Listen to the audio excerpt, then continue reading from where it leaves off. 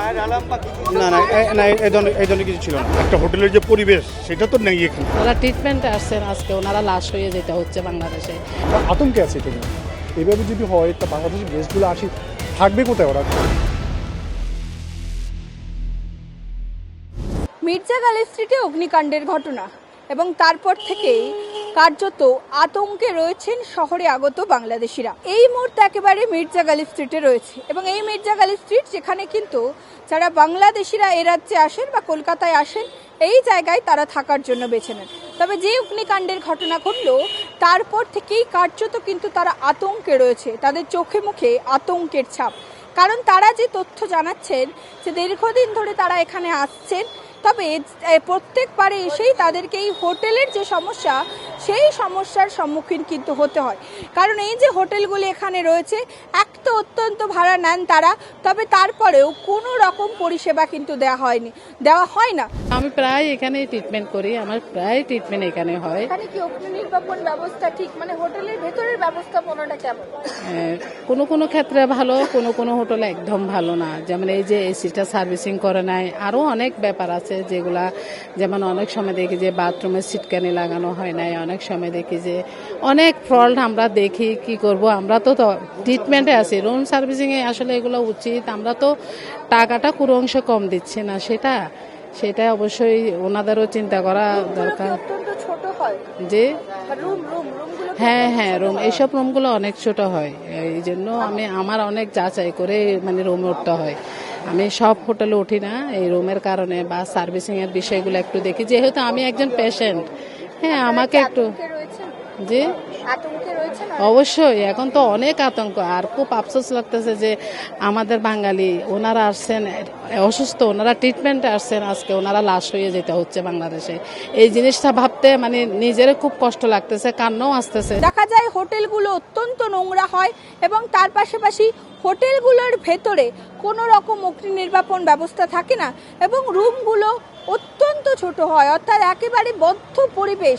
ফলে স্বাভাবিকভাবেই তাদেরকে অত্যন্ত সমস্যার মধ্যে পড়তে হয়, এমনটাই কিন্তু জানাচ্ছেন রাজ্যে আগত বাংলাদেশিরা। আমার ব্যবস্থাপনা হচ্ছে আসলে তো একটা হোটেলের যে পরিবেশ সেটা তো নেই এখানে।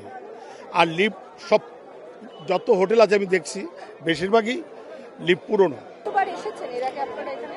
আমি ইন্ডিয়াতে 100 বার এসেছি। না, মানে এই হোটেলে কতবার? 2 বার আমি ছিলাম। কত ভাড়া নিতে আপনাদের কাছে?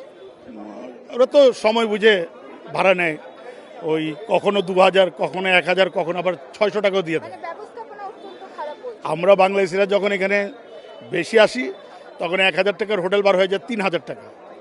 আর যখন আমরা থাকি না তখন আমাদেরকে ডেকে 500 টাকা 600 টাকা এসে রুম দিয়ে দেয়। যেহেতু আমাদের রাজ্যে চিকিৎসা পরিষেবা অনেকটাই ভালো বাংলাদেশের থেকে, ফলে স্বাভাবিকভাবেই ভালো চিকিৎসা পাওয়ার জন্য বা কেনাকাটার জন্য তারা এখানে আসেন।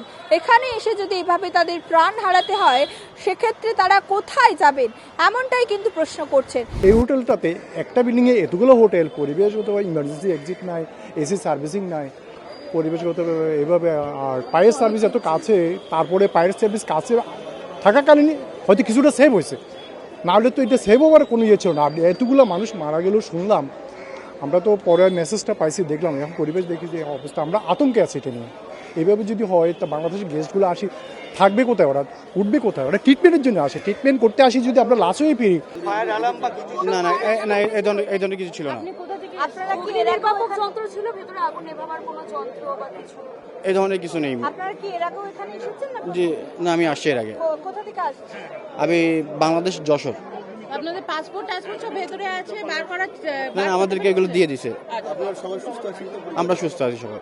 নতুন সরকার এ রাজ্যে তাদের কাছে আবেদন জানাচ্ছেন যাতে এই দিকগুলো ভেবে দেখা হয়, অর্থাৎ যারা বাইরে থেকে আসছেন, বাইরের দেশ থেকে আসছেন, তাদের যাতে সেফটি বা এই যে হোটেলগুলি রয়েছে সেগুলোতে যাতে সঠিক সেফটি সিকিউরিটি থাকে, সেই ব্যবস্থা যাতে এই রাজ্যের সরকার নেয়, এই আবেদন কিন্তু জানাচ্ছেন বাংলাদেশিরা। আমরা রাজ্যের নতুন সরকারের কাছে একটা ভালো একটা ব্যবস্থা আশা করছি আমরা। যে উনি যেন ভালো একটা ব্যবস্থা নেয়, সব কিছু যেন তদারকি করে এই পরিবেশগুলোর জন্য যেন সুন্দরভাবে ঠিক আপনারা কি করে। আশা রাখছেন যে নতুন সরকার আপনারা তো এখানে আসেন চিকিৎসার জন্য, আপনাদের জন্য কোনো ভালো ব্যবস্থা এবারে হবে? আশা করি আমরা করি, কারণ কোনো একটা ঘটনা ঘটলে সবাই একটা লড়ি চড়ে বসে পরিবেশগতভাবে মানসিকভাবে ওরা এগুলোর জন্য ব্যবস্থা নেবে। আশা করি আমরা নতুন সরকার এটার ব্যবস্থা নেবে, ব্যবস্থা নিয়ে সব কিছু ঠিকঠাক করবে, আমরাও যেন সুন্দরভাবে আসা যাওয়া করতে পারি, ট্রিটমেন্ট করতে পারি, যে কাজে আসে যেন আমরা যেন সবাই যেন স্বাচ্ছন্দ্যভাবে দেশে ফিরে যেতে পারি। ক্যামেরায় জ্যোতির্ময় সঙ্গে report news time Bangla, Kolkata.